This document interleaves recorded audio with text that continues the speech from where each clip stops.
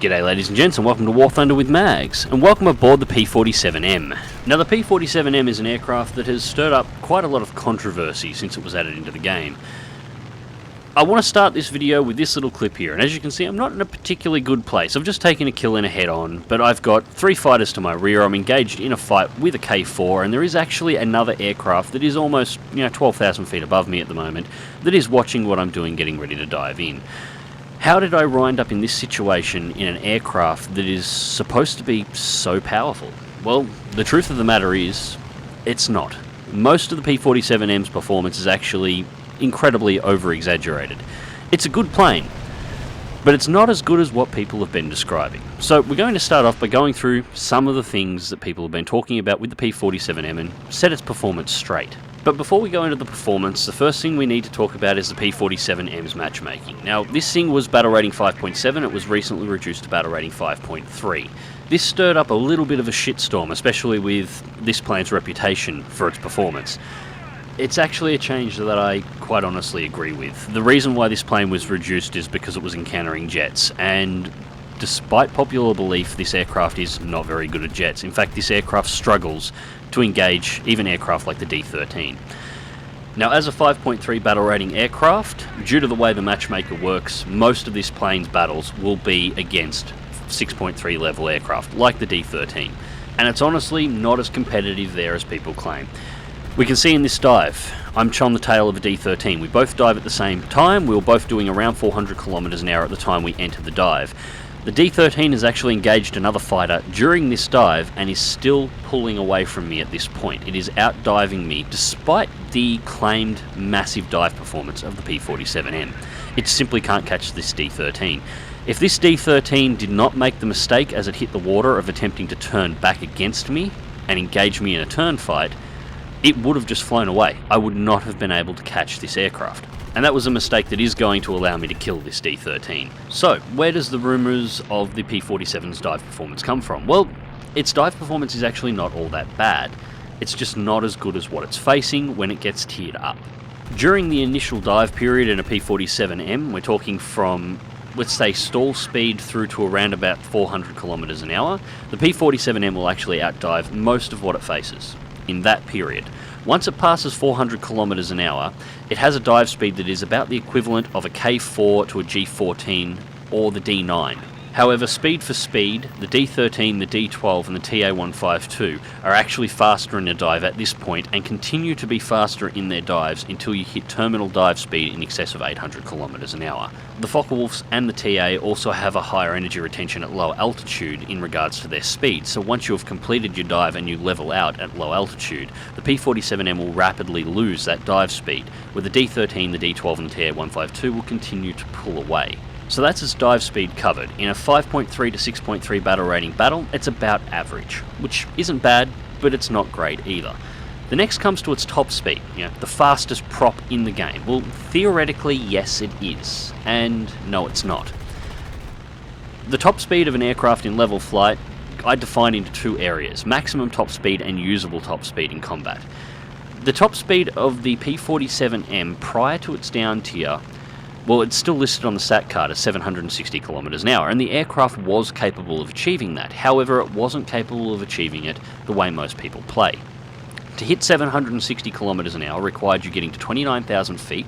You needed to be on simulation controls, so the instructor was not auto-trimming your aircraft, and you needed to have manual engine controls enabled, so you could fold all the cowling flaps and close all the radiators, close all the cowling flaps, and make the aircraft as smooth as it possibly could be.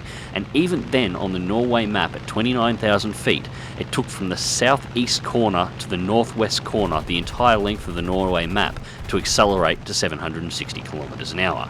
It was capable of 760, but there is no situation in War Thunder combat where you would actually ever use that top level flight speed. In reality, you wouldn't actually use anything about 550, which is what it could do, which is fast for a prop, but it's not exceptional. An interesting thing to note, reperforming this test with simulation controls and manual engine control on the Norway map on the same weather conditions from the same corner to corner in custom battles, and I have been unable to hit 760 since its down tier. I now cap out at about 690. I never make the completion to 760. Its low end speeds are about the same, but I can no longer make that 760 kilometers an hour over the same distance that I could just 5 days ago.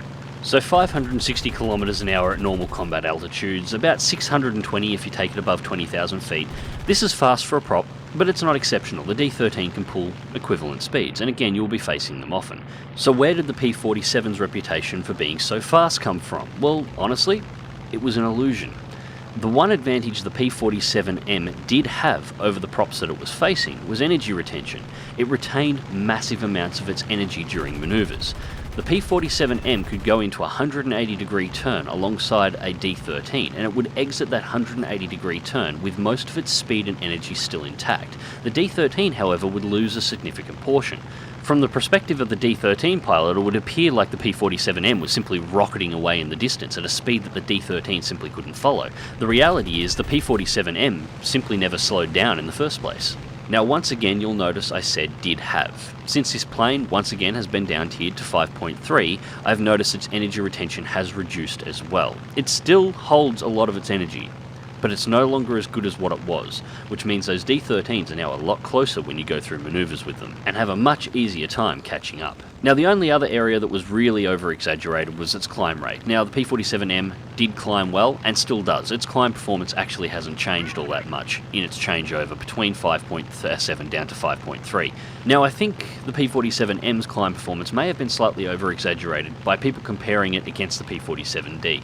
Overall its climb performance is excellent, but its climb rate is slightly less than that of a Spitfire Mark 9, about the equivalent of a K4 without gun pods. It's good, but it's not brilliant. You are going to be meeting the Germans at altitude. You're not going to be out climbing them when you're facing from 5.3 to 5.7. Providing, of course, that the Germans are climbing. Now, outside of these three areas of climb rate, dive rate, and level flight speed, the P-47M flies much like a P-47D. It is a okay aircraft, but it is vastly outperformed in all other areas by the aircraft between 5.3 and 6.3 that it will be fighting. Pretty much everything, including the 190s, can beat this thing in a turn fight if the pilot knows what they're doing. 109s love fighting P-47Ms. They can just pull them apart quite easily. You will, of course, encounter pilots that don't know what they're doing, and they will be easy kills, but for the most part, skill level for skill level, if you're facing somebody who is the equivalent to yourself in any of the German fighters that you will be facing between 5.3 to 5.7, they are more than capable of killing you.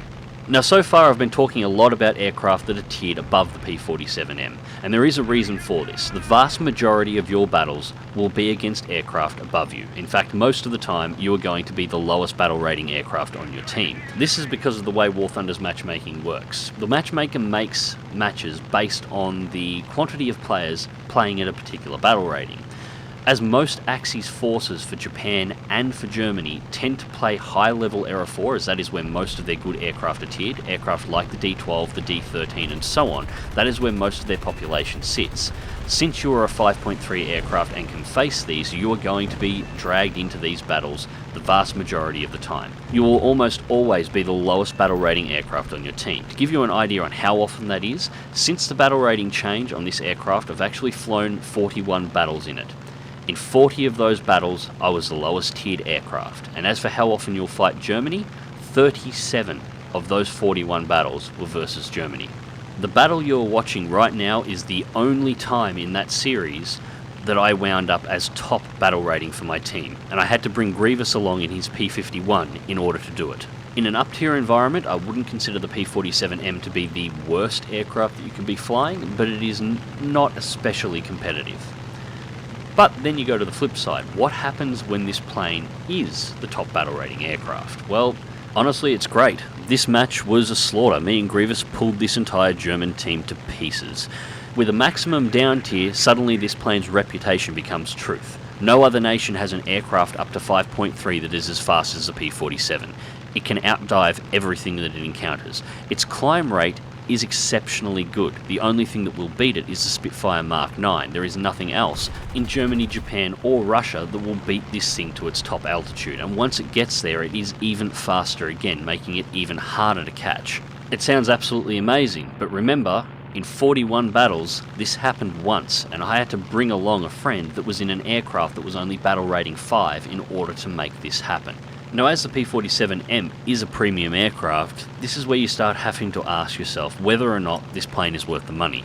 In a maximum up tier, you will get 1, 2, if you're really good, sometimes 3 kills before the Germans get around to killing you, but it is highly likely that they are going to, and at that point you have no more influence on the battle, so you're relying on your team to actually win the match to get full reward.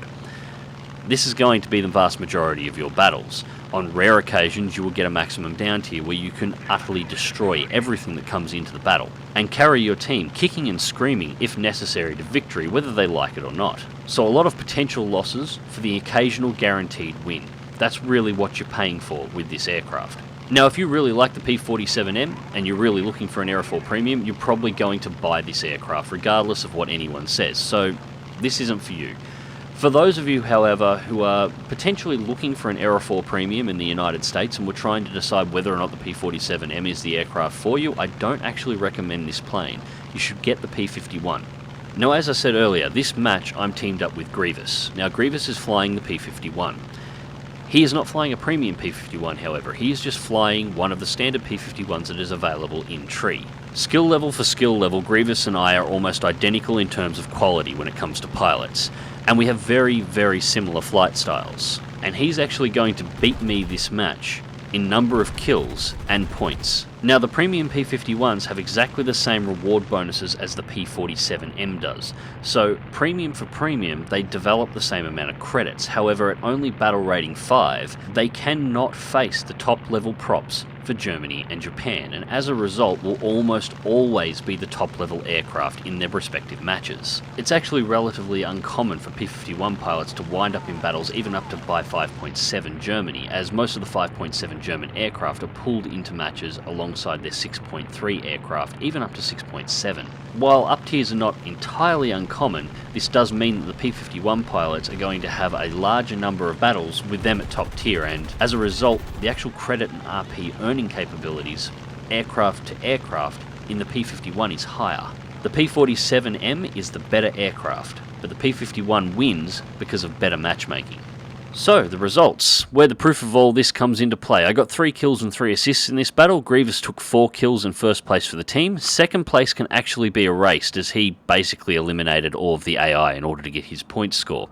Now, I pulled in 120,000 credits in this match, which sounds huge, and this is what the P-47 can do on a down tier, and a massive collection of awards to go with it. It's worth noting, however, that Grievous's non-premium P-51 pulled in 60,000 credits alone. And he is not running a premium account, so if that plane had been a premium P-51, and he had also had the premium bonus as well, that match, the P-51, which is a pretty standard battle for what the P-51s get, would have pulled in somewhere closer to 150 to heading towards 200,000 credits. So I know this has been a significantly different video for me, but being as this is a premium aircraft with such a monster reputation, I figured it was probably worth setting a few things straight. To be clear, I really do like the P-47M, but it's not as good as it was, and it's not as great as people claim. It's a hell of a lot of fun to fly, but if you're looking for a value for money Aerofoil American premium aircraft, this isn't the one to go for. If you're looking for more reliable results, and I'm going to feel really bad for saying this, at a 5.3 battle rating, you want to go for the premium Spitfire. That's the plane you really want.